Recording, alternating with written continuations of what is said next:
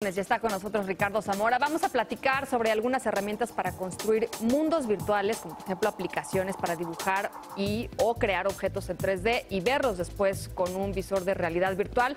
Ricardo, ¿cómo estás? Bienvenido. Con gusto de saludarte, Ana. Que además, pues lo hemos platicado aquí, cada vez hay más aplicaciones y cada vez más hay forma de hacerlo, digamos. Yo creo que estamos pasando de los primeros momentos donde la realidad virtual o estos entornos de 360 grados se veían como algo muy artificial, como algo que tenía una posibilidad interesante, pero no sabíamos bien a bien qué iba a suceder con esto. Y poco a poco estamos viendo los primeros pasos contundentes. Es decir, ya existen diferentes plataformas, existe hardware, ya existe software para soportar desarrollos de terceros, y es lo que vamos a platicar el día de hoy.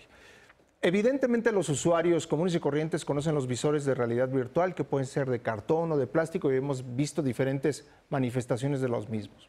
Pero ¿qué es lo que ocurre en el otro extremo? Es decir, aquellos que generan todo el software que vamos a utilizar en breve, en las siguientes semanas o meses, ¿en qué están trabajando? Sí. ¿No? Entonces, hay una plataforma que es mezcla de una empresa de hardware, que tradicionalmente la conocemos nosotros porque hacen dispositivos móviles, y otra empresa que se dedica a hacer software para videojuegos. Estas dos organizaciones se unieron, crearon una plataforma, y esa plataforma es muy interesante porque tal vez el visor, si lo reconoces, parece ser como un casco de estos de pilotos de jets, y que tienen todo un sistema de inteligencia artificial adentro y demás, pero físicamente como funciona es muy interesante. Se ubican, o la posición de si está inclinada la cabeza o no, si está girando para un lado o para otro, con dos suertes como de faros que están conectados, son dos receptores de señales láser que rebotan estos impulsos de luz con el casco. Entonces, de manera que tú te lo pones, estás teniendo una experiencia de 360 grados, ¿no? Hay dos imágenes en una pantalla que se proyecta, pero que esta manera de que un ingenio tecnológico rastree dónde estás viendo es lo que hace que la magia funcione. ¿Y qué es lo que está ocurriendo? Tenemos algunos videos acá. Es decir, los desarrolladores están preguntándose cómo podríamos nosotros cómo podrían estos esfuerzos de software impactar terrenos como lo laboral, ¿no? Y entonces tienen simuladores de trabajo, y esto permite que los empleados se capaciten de un menor tiempo, es decir, que de repente tengas, en el caso de que te encuentres en un ambiente de oficina que no sea tan cotidiano para las personas que estás capacitando, bueno, que entiendan qué es lo que está ocurriendo. En el caso, por ejemplo, de personas que quieran sentir lo que significa estar en Escocia o en Irlanda o en el Everest, que puedas recrear todos estos entornos para que tal vez empresas que se dedican no necesariamente al turismo, pero sí tal vez para la construcción, tengan otros referentes muy distintos a los que tradicional y históricamente estábamos acostumbrados. Entonces, ¿qué es lo que está ocurriendo? Que este ingenio del que te platicaba, los primeros pasos son sí ofrecer diferentes experiencias, tal vez en demos muy cortos de videojuegos, es como el primer paso, ¿no? Es el primer paso, es el lugar común. Pues, ¿cómo puedo estas experiencias llevarlos a otros terrenos? Entonces, este experimento o este proyecto, no diría que experimento, pero estos primeros pasos ya tienen para los profesionales de la programación una tienda de aplicaciones o un lugar donde pueden depositar los demos, y que los usuarios que han comprado estos complejos tecnológicos empiecen a probar el software y les dejen a ellos testimonio de cuál es la experiencia y que tendrían que ir refinando en el camino. Entonces, ese círculo virtuoso donde se encuentran el hardware, el software y una tienda de aplicaciones ya existe. Ahora, ¿cuáles son los siguientes retos? El que estos entornos digitales no se generan de la noche a la mañana. Las personas que están trabajando en ellos les toma mucho tiempo primero acostumbrarse a los entornos virtuales y después empezar a producir estas experiencias de una manera más rápida.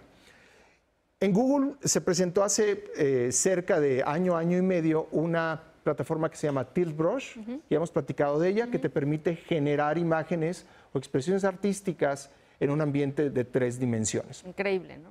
La verdad es increíble. El siguiente paso es darle herramientas a estos programadores para que de manera rápida, si van a crear un bosque, no tengan que tardarse 2 horas haciendo árbol por árbol, y estoy exagerando, pero sirva esto como un ejemplo para representar cuál es el avance que se está buscando, sino que cuenten con herramientas donde ellos, a diferencia de lo que ocurría tradicionalmente, se ubiquen en un espacio de 3 dimensiones y empiecen a crear desde algo muy sencillo como el árbol que te planteaba originalmente o una nave espacial. Claro. Pero crear todas estas imágenes dentro de un entorno de tercera dimensión ya te permite avanzar mucho más, tanto en, digamos, este lienzo que se encuentra de 3 dimensiones, que se encuentra vacío, llenarlo de estos objetos de una manera más rápida y que los artistas empiecen a generar imágenes o generar objetos en un entorno como nunca antes lo habían tenido. Entonces, este esfuerzo, el siguiente esfuerzo para la realidad virtual es acelerar todos estos procesos para la creación, para llenar este nuevo universo y después darles herramientas a los programadores para que, si sea un videojuego, un ambiente de simulación o de entrenamiento, se genere de una manera más rápida, ¿no? Digamos, todo este tema, y ha sido el tema de los últimos años de la adopción de la tecnología, tiene que ver con generar usuarios, evidentemente, pero también la adopción por parte de los generadores de contenido, ¿no? Que, digamos, de repente Google o otras compañías de tecnología se acercan con ciertos artistas, por ejemplo, para decirle, a ver, prueba esto y prueba qué puedes hacer con esto. Y una vez que tienen este contenido interesante, entonces se lo muestran a los usuarios y apuestan a que los usuarios digan, oye, yo quiero ver más, ¿no? Yo quiero hacer más.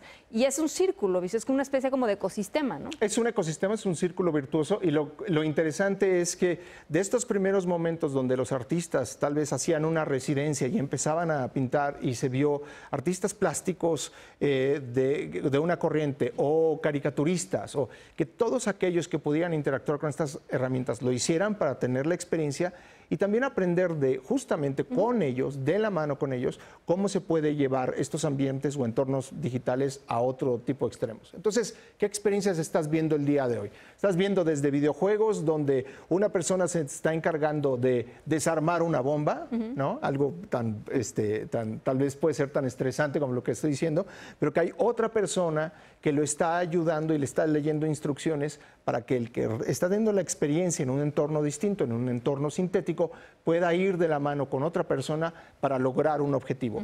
Cosas como esas. Capacitación creo que es una de las áreas donde hemos visto que más personas le están apostando, porque una cosa es describirte qué actividad tienes que hacer y otra cosa es mostrarte qué actividad vas a hacer. Como ponerte en el lugar en donde tú lo vivas de alguna manera. Exacto. ¿no? Y entonces reproducir la experiencia tiene un costo mucho menor en entornos digitales, se acelera el proceso y viene una reducción de costo para todas las empresas que están apostándole a eso, que tienen necesidad de eso.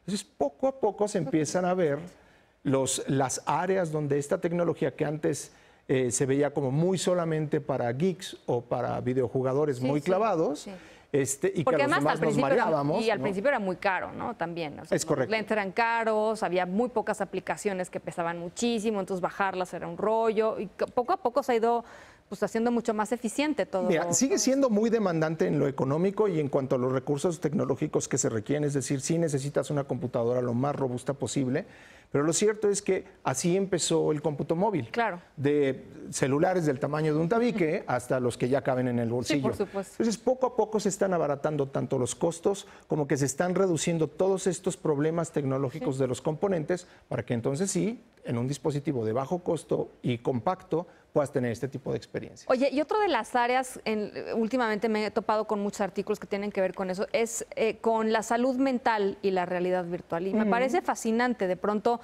ayudar, por ejemplo, a que alguien que tiene estrés postraumático pueda, a través de la realidad virtual, pues sanarse de una manera, por un lado, más barata, pero por otro lado, mucho menos, digamos, que le tome mucho menos tiempo que una terapia tradicional, en fin. Los evidentemente ambientes controlados, eso es lo que te permiten. Incluso en las imágenes veíamos hace unos cuantos instantes a una niña que estaba teniendo una experiencia de inmersión en un ambiente, en un entorno que simulaba ser Escocia, ¿no? Donde hay una mascota virtual a la cual le avienta un madero para que lo vaya a recoger. Es decir, estás teniendo la posibilidad, con la intensidad que te ofrecen estas experiencias de inmersión, de poder relajar a un individuo y poderle proponer otro entorno en el cual pueda sentirse más cómodo y con esto, pues evidentemente, darle tratamiento a algunos padecimientos como el que mencionas. No, pues digo, eso sí, evidentemente no excluye que todos estos tratamientos tienen que estar bajo la supervisión médica, ¿no? O sea, no estamos diciendo eso, pero es una herramienta muy útil, ¿no? Es otra herramienta más y yo creo que algo que no hemos mencionado es que es increíblemente divertido. Además, Entonces, sí, para la gente que no lo ha podido probar, de veras hay visores baratísimos. Baratísimos, muy baratos. hay exposiciones en centros comerciales, hay ejercicios como el que hizo recientemente Alejandro González Iñárritu, que apuesta a la narrativa cinematográfica a partir de estas experiencias. O sea, hay forma de ver realidad virtual sin tener que pagar muchísimo dinero. Y conforme avance el tiempo, veremos que estas experiencias son más ambiciosas y empiezan a irse a otros terrenos. Pero ahí estamos hasta el día de hoy. Gracias, Ricardo. Gracias, Ana. Muchísimas gracias.